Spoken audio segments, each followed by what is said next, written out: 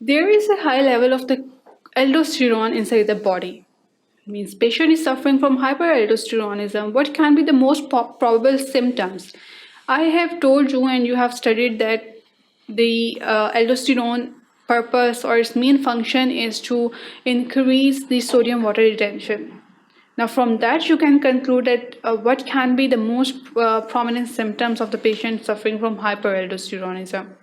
So let's see them one by one. First of all, there will be the hypertension. We just studied that how the patient will suffer from hypertension.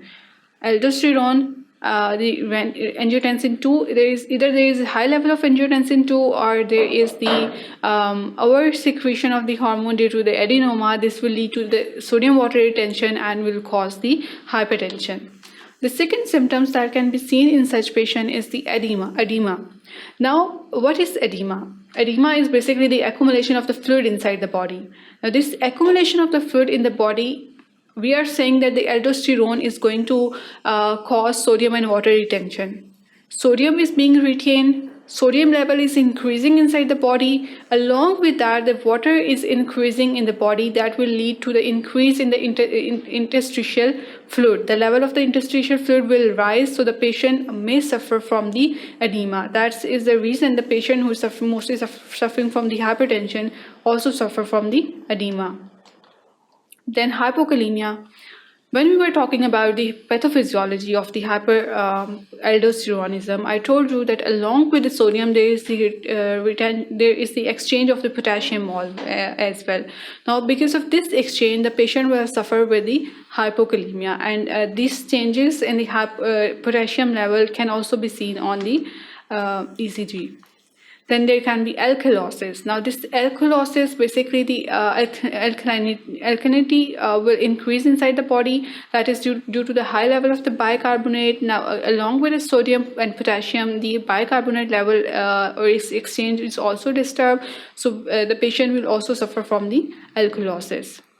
Then there can be the muscle weakness that can be due to the increased level of the aldosterone inside the body.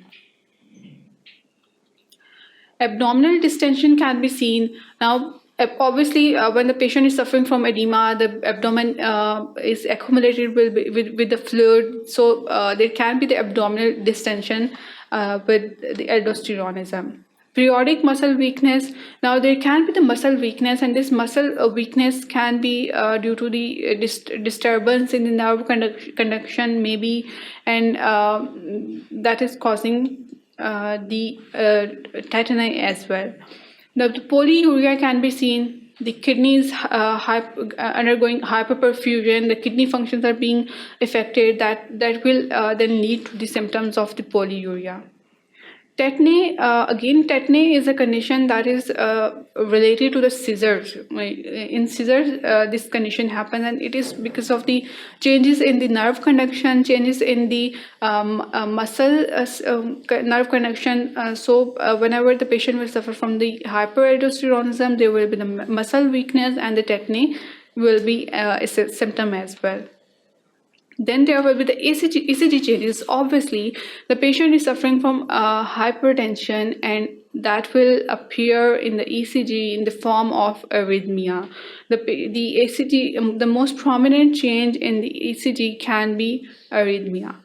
So these are some symptoms of the patient who is suffering from aldosteronism. High level of the aldosterone, more sodium water retention, hypertension, edema, muscle weakness, and abdominal distension. All of these things will be seen in the patient.